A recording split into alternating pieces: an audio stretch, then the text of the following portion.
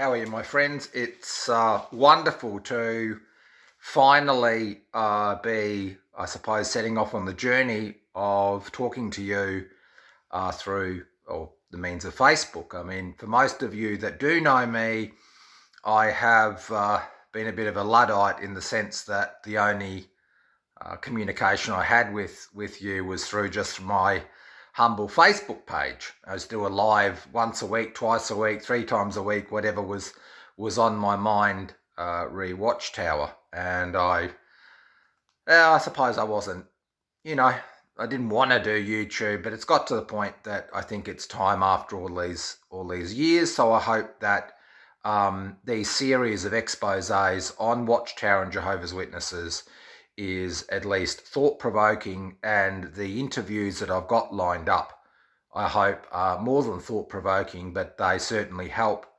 to, I suppose, complete the unfinished business for those who have left Watchtower behind and still deal with the effects of having your life controlled to such a degree.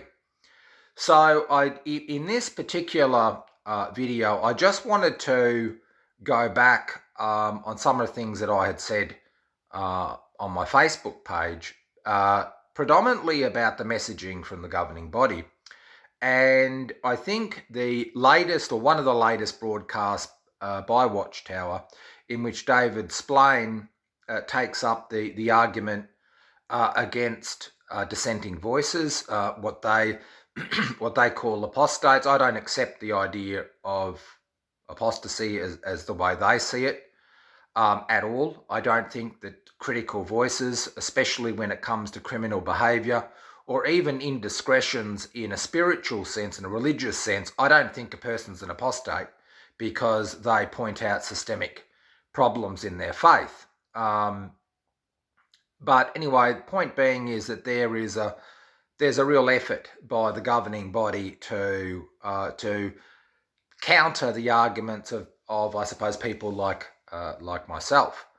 The point is, the example that David Splain gave was the drop of poison. Now, it's very interesting because I was raised as a Jehovah's Witness. There was 4 generations of Jehovah's Witnesses in my family. My great grandmother was actually a Jehovah's Witness. And that analogy of the one drop of poison was pretty synonymous back in the 60s, 70s, 80s, and so forth. And then the society dropped that idea.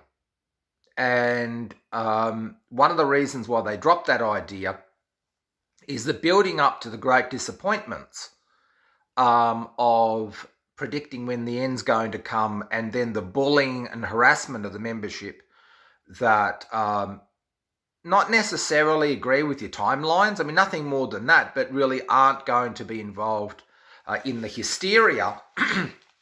When their predictions didn't come true, you see, you've got the one drop of poison. But anyway, I'll go back to the beginning of this.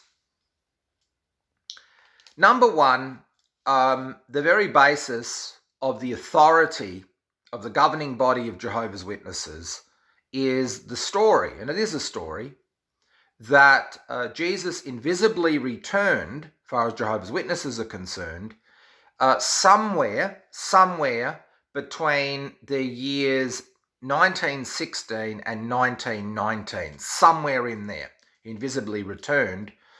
And what they believe, this is past tense, is that at that moment, Jesus Christ did an examination of every single religious order in the whole world and decided that as Rutherford, J.F. Rutherford, as the president of the Watchtower Bible and Tract Society, because the first president, C.T. Russell, had already died, but Rutherford, and he was the one that came up with the idea of Jehovah's Witnesses, so Bible students before that, and that Jesus Christ chose them. This was the leadership group, the directors. They weren't governing body at the time, but they were chosen as the only communication, the only channel that anybody on earth could really communicate effectively or get messaging from Jesus Christ.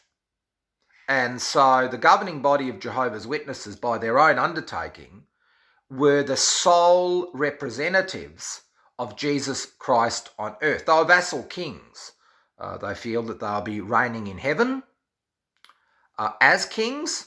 So they are kings in waiting, and their dominion was every other person that followed the ideas of the Watchtower Society and saw things the way they did, and that the hallmarks of a true Christian was to listen and to obey the directions, the policies of this governing body that was handpicked by Jesus Christ. And so from that point on, they produced millions and millions and millions of pages of thought on the Bible, scriptures, life and times, you name it, education, your sex life, the car you drive, the house you live in, who you marry, who you don't marry, dress and grooming, you name it, they touched on it. And it wasn't just an opinion of imperfect people. It was something that was, in a sense, directed by Jesus Christ, because he had appointed them over everything. Now, what's happened now is Jehovah's Witnesses no longer believe that. This is a very important thing. So for, let's just say, a good 80 years or so, that Jehovah's Witnesses, as the governing body, were saying that they had been appointed over everything. So if you were a rank and file Jehovah's Witness, it was actually something that Jesus Christ wanted you to do, because he couldn't speak to you or wouldn't speak to you, but the members of the governing body in his behalf would speak to you. That's a huge claim. Now, they abandoned that. Okay, they said, well, no, this is a future time that we're pretty confident that that's the way it's going to be. A future time when Jesus returns again to execute judgment. At that time, we're going to be bestowed all of this authority. Now, I just want you to ask the question, is that just one drop of poison? Just one drop. Is that one drop? We're all imperfect. As the great saying goes, oh, by the grace of God go I. We all make mistakes. Nobody has the ability to point fingers at anybody. But if you claim that Jesus Christ handpicked you, that all faithful Christians need to listen to you because he picked you, and then after nearly a century, you decide that no, he didn't, that's a future event. Is that one drop of poison? Okay. A person might say, no, it's not. Fair enough. But I do. I think that's one drop of poison. That's more, that's more than one drop of poison. That's a gallon of poison. Now, the point is that Jehovah's Witnesses, and we talk about a one drop of poison, okay, this is what David Splane was talking about, and not listening to apostates, not listening to people that have contrary views.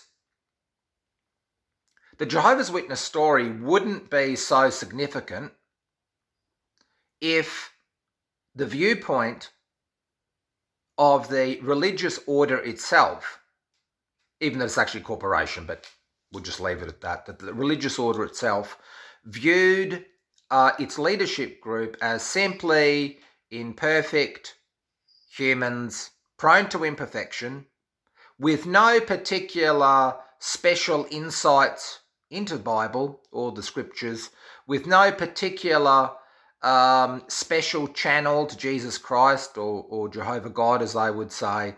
And really, they were earnestly endeavouring to understand the Bible, but they weren't anything particularly special. They were just average people. Okay? That would be significant. Now, why? You might say, well, what difference does it make whether they claim to be chosen or not? The fact is this, that if someone says to you, look, this is my opinion, it's my personal thought, it's up to you what you do with it, you make your own choice, you have the ability to take an idea, pull it apart, see which bits work for you, which don't work for you. If you happen to be a Christian, you can take the words of the said religious leader and actually take each word and actually put that, each idea, and put that towards a scripture or how your religious sensitivity happens to be on a personal basis. That's the decision-making process. When somebody tells you that they have been bestowed this near demigod status, that they have been handpicked, there's been an examination through the invisible return of Jesus Christ in 1918 or so forth, and that you are a specially chosen group of men in which you represent Jehovah God and Jesus Christ, this is the witness context, on earth, and that anybody's behaviour towards you is the same as you would treat Jesus Christ, suddenly the thought processes start really changing. Okay?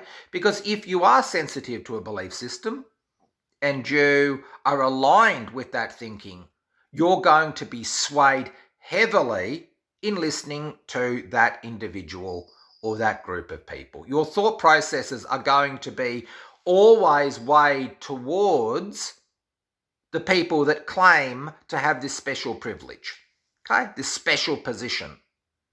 Okay? It's going to inhibit our ability to make decisions that are right by our conscience and our belief. Okay?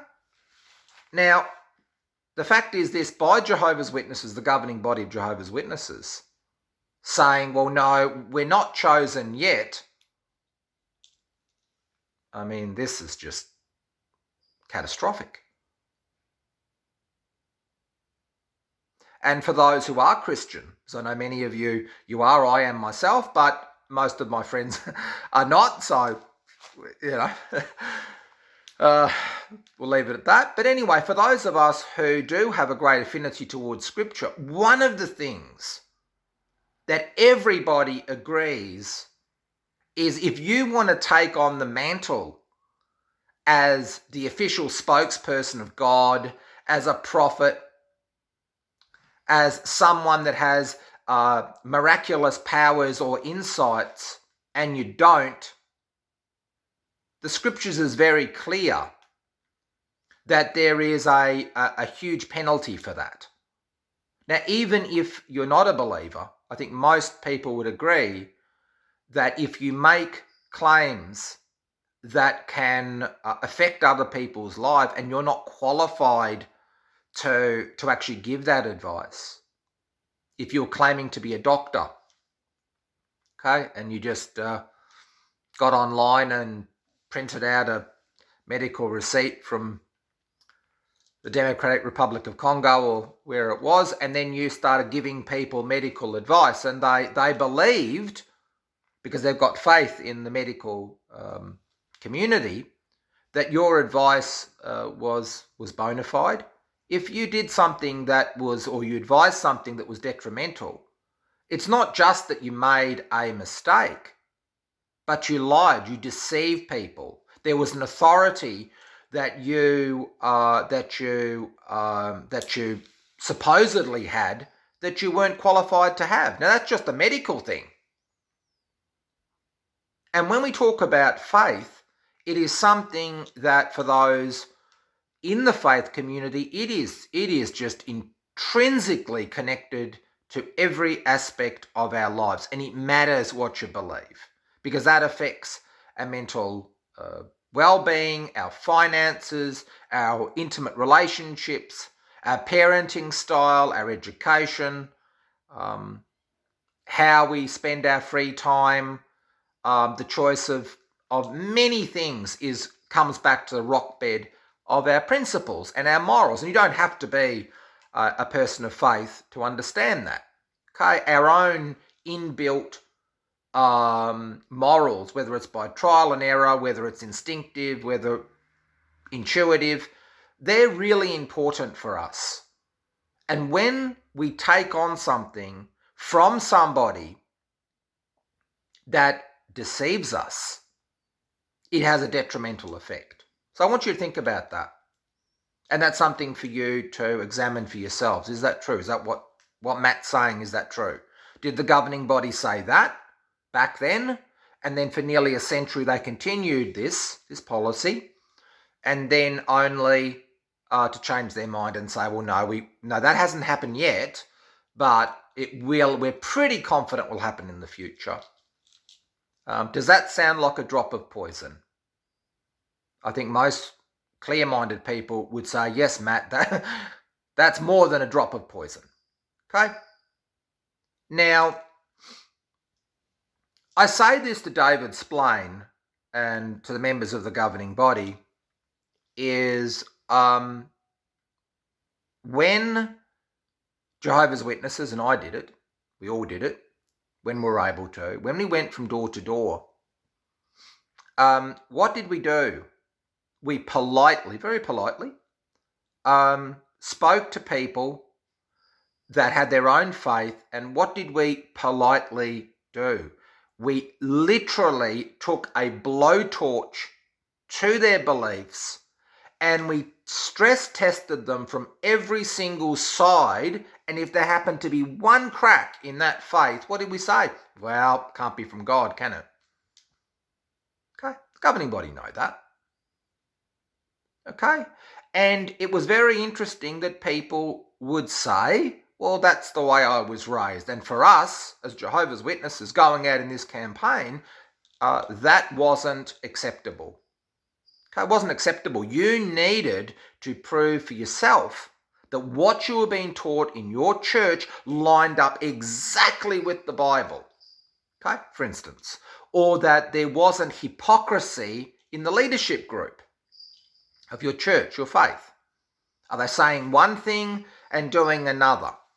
Now, this is the point for David Splain and the rest of the governing body, is in terms of justice. If we are expecting, if active Jehovah's Witnesses, very respectfully, very respectfully, but tactfully putting the blowtorch to other faiths, why is it wrong that people do the same thing for what you're putting out? Okay, why is that wrong? If you produce a book, very famous book, Rutherford wrote the book. It was, first of all, it was a public discourse. But anyway, the book was called Millions Now Living Will Never Die. What a statement. Is it reasonable to ask the question, well, why did he write the book? What proof did he have? What responsibility do you have for writing such a book? And when it's clearly wrong, there's no denying, clearly wrong, what responsibility do you have for producing inaccurate falsehoods? Pretty simple.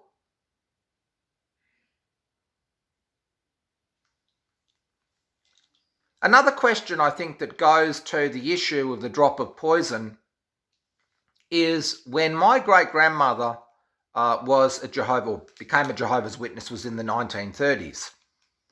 And at that time, they actually weren't called Jehovah's Witnesses. They were Bible students, and then there was the change to becoming Jehovah's Witnesses. And there was great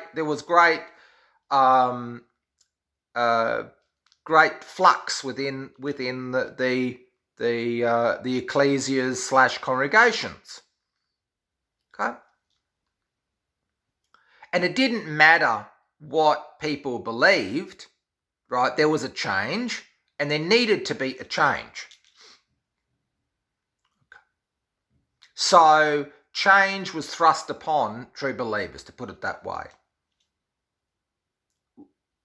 Why is it wrong for someone to listen to a broadcast by Stephen Lett, another member of the governing body, and for him in dramatic style to say to people that we're living in the end of the end, the last days of the last days of the last days, I think to the power of about 8, 9 or 10, to the last day. So if you broke it down, if you took that literally, you broke it down, you're talking about hours, days, weeks, maybe a couple of months. Certainly that level of hysteria implies that there is just this tsunami coming and action needs to be taken immediately. Now, when those who applied the smallest of scrutiny to the organisation, and we are able to show in emphatic style that Jehovah's Witnesses, especially from the 1930s onwards, when they became Jehovah's Witnesses especially, have basically a 30 to 40 year cycle of doing exactly the same thing. Okay, starting from 1914 and then on into the 20s, then the 30s, then of course there was some in the 50s, the big 1975 disaster. Then of course it built up to 1995, and I had the privilege of being around in the congregations and actually fighting like a Kilkenny cat with the elders over that, and to watch them defend Watchtower to the hilt, to their last dying breath, and then for it to fail. Why is it wrong for anybody to ask a very simple question? How can I trust? Or in this example, how can I know that what you're saying, Stephen Lett and the others, but Stephen put his moniker onto this nonsense of the last days of the last days nonsense. How can I know that this isn't a drop of poison compared to 1995, 1975, 1950s, 1930s, 20s, 1916? How can I know? How can I possibly know that this is any different to what you've done before with exactly the same consequences? How can I know? How can I know that all the other times, which were drops of poison, they were detrimental to people's well-being, their spirituality, to their families? They were. There's no doubt about that. How can I know that this is not another drop of poison? Now, the fact of the matter is that this overlapping generation business that the governing body, which you have decided to do, is going to end in tears like the rest of it. It's simply just a means of holding people in place as the organisation retools and changes from a printing corporation into a multimedia corporation. That's just the way it is. Okay? Now, the point that I make for all of you is I'm going to bring up subjects, and that was just the one. That was just on the point of the drop of poison that David Splain mentioned. And there'll be many subjects that I'll touch on, but I hope that this, just this, is just a sneak peek of what this my channel is going to be about. But as I said, what I'm going to do is I'm going to have a huge amount of people that I'm going to interview who are going to bring their own experiences to bear, some of who have never been Jehovah's Witnesses. They're really interesting. They're really, really interesting and very helpful. So I hope that you enjoy this channel and you like it and you subscribe. So I'm Matt Christopher. Thank you for your love and support, and I hope that this has been informative. Thank you very much.